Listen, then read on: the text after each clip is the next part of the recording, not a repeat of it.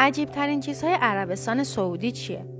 پشت سرزمینی که به خاطر بیابانهای وسیع، شهرهای درخشان و سنتهای سختگیرانش شناخته شده، اسرار پنهانی وجود داره که با دقت از نگاه کنجکاو دیگران مخفی نگه داشته میشن و هرگز با بقیه دنیا به اشتراک گذاشته نمیشن.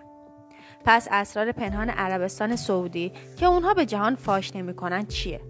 امروز ما لایه‌های این اسرار رو کنار میزنیم و حقایق رو درباره عربستان سعودی برملا میکنیم که به ندرت فاش میشن. پس تا آخر این ویدیو همراه ما باشید تا این اسرار رو برای شما بگیم. در ابتدا بهتون بگم که مردان نمیتونن با زنی که خویشاوند اونا نیستن به تنهایی رانندگی کنن. در صورت مشاهده این میتونه به پیامدهای جدی قانونی منجر بشه و بر محدودیت‌های سختگیرانه در تعاملات اجتماعی تاکید میکنه. جالب اینجاست که زنان در صف‌های سوپرمارکت‌ها، بیمارستان‌ها و دیگر مکان‌های عمومی صرف نظر از سن یا موقعیت اجتماعی اغلب تو اولویت قرار می‌گیرند. نظام سرپرستی همچنین بر دسترسی زنان به خدمات بهداشتی تاثیر میذاره و زنان برای انجام برخی از روش‌های پزشکی به اجازه مرد نیاز داره که تنها در صورت وجود دلایل بهداشتی خاصی مجازه. با این حال اخیراً اصلاحاتی تحت رهبری محمد بن سلمان ولیعهد عربستان صورت گرفته. زنان اکنون حق دارن پاسپورت بگیرن، رانندگی کنن، به صورت بین‌المللی سفر کنن و بدون اجازه مردان به طور مستقل زندگی کنن که این یک تغییر قابل توجه در سنت‌های قدیمی محسوب میشه.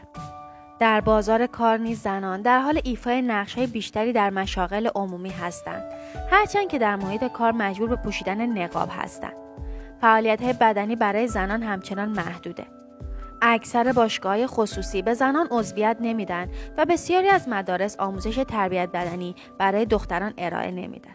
دسترسی به امکانات ورزشی همچنان محدود باقی مونده و اولویت‌های فرهنگی متمایزی رو منعکس میکنه. در نهایت فضاهای اجتماعی در عربستان سعودی به صورت جنسیتی جدا شدند، به خصوص در مکان‌های مانند مراکز خرید و رستوران‌ها که در اونها معمولاً مردان و زنان غیر مرتبط اجازه اختلال ندارند. برخی از رستوران‌ها حتی مناطق جداگانه‌ای برای افراد مجرد و خانواده‌ها دارند. هرچند این سیاست معمولاً شامل حال مهاجران غیر مسلمان و بازدیدکنندگان غربی نمیشه.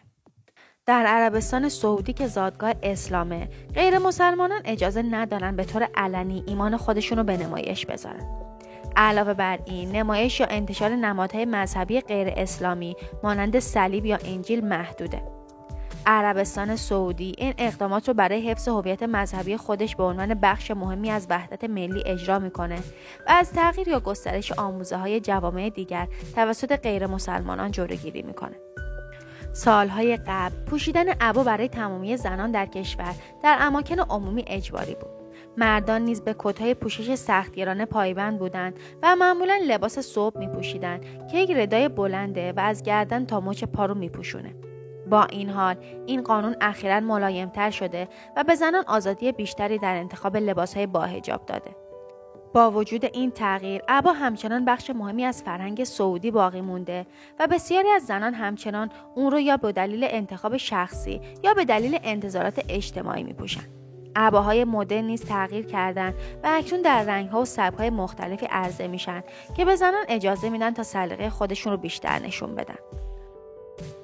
ازدواج در عربستان سعودی ترکیبی از سنت، انتظارات خانوادگی و انتخاب شخصیه.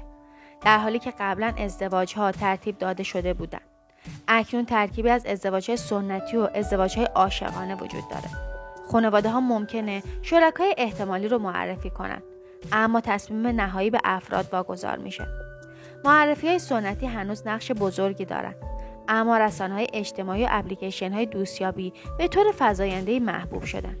والدین معمولاً فرایند رو رهبری میکنن و جلساتی رو با خانواده‌های شرکای احتمالی ترتیب میدن که در اون هماهنگی در زمینه‌های خانوادگی، وضعیت اجتماعی و باورهای مذهبی تاکید میشه.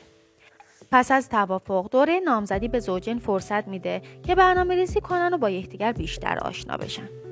جمعیت عربستان سعودی ترکیب منحصر به فرد از نظر جمعیتی رو منعکس میکنه که در آن مهاجران بیش از 1/3 ساکنان کشور رو تشکیل میدن. بسیاری از این مهاجران از کشورهای آسیایی مانند هند، پاکستان، بنگلادش و فیلیپین اومده و اغلب در نقش‌های ضروری برای اقتصاد کشور مشغول به کار هستند. به ویژه در صنعت ساخت و ساز، کارهای خانگی و صنایع خدماتی. بر اساس داده‌های اخیر دولتی تا سال 2024 حدود 60% نیروی کار عربستان سعودی از کارگران مهاجر تشکیل شده که حضور آنها نقش مهمی در شکل‌گیری چشم‌انداز چند فرهنگی کشور ایفا می‌کنه. این تاثیر بین‌المللی در تنوع غذاهایی که در سراسر شهرهای سعودی یافت میشه مشهوده. جایی که میشه غذاهای مقرون به صرفه‌ای از تقریباً هر گوشه جهان، از غذاهای آسیای جنوبی تا غذاهای ویژه فیلیپینی پیدا کرد. آیا میدونستید که شترها در عربستان سعودی فراتر از یک حیوان هستند؟ اونها نمادهای فرهنگی و بخش مرکزی هویت ملی این کشور به شمار میرن. جشنواره شتر ملک عبدالعزیز که هر ساله در العهد برگزار میشه، یک رویداد جهانیه که به مدت 45 روز ادامه داره. هزاران شتر در دسته‌بندی‌های مختلف رقابت می‌پردازند و جایزه بیش از 100 میلیون ریال سعودی معادل حدود 26 میلیون دلار اهدا میشه. علاوه بر مسابقات، نمایشگاه‌های فرهنگی و بازارهای مانند الانا بازدیدکنندگان رو به میراث عربستان سعودی غرق میکنه.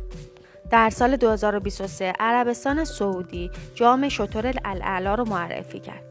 یک مسابقه برجسته که در پس زمینه زیبای کفیر الاعلی برگزار میشد.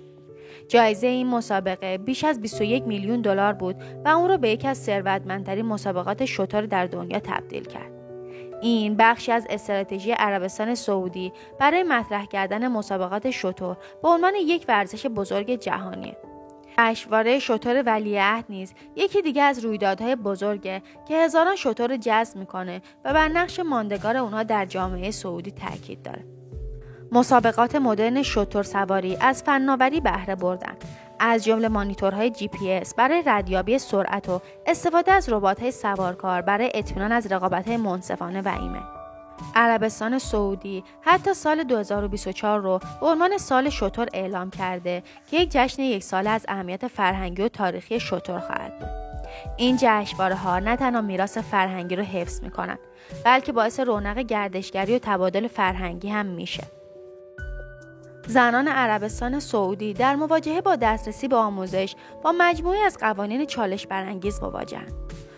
با وجود اصلاحات اخیر برای بهبود حقوق زنان، بسیاری از مؤسسات آموزشی همچنان از زنان میخوان تا برای انجام اقدامات ساده‌ای مانند ثبت نام در دوره‌ها، درخواست بورسیه‌ها یا سفرهای تحصیلی، تایید یک سرپرست مرد را دریافت کنند.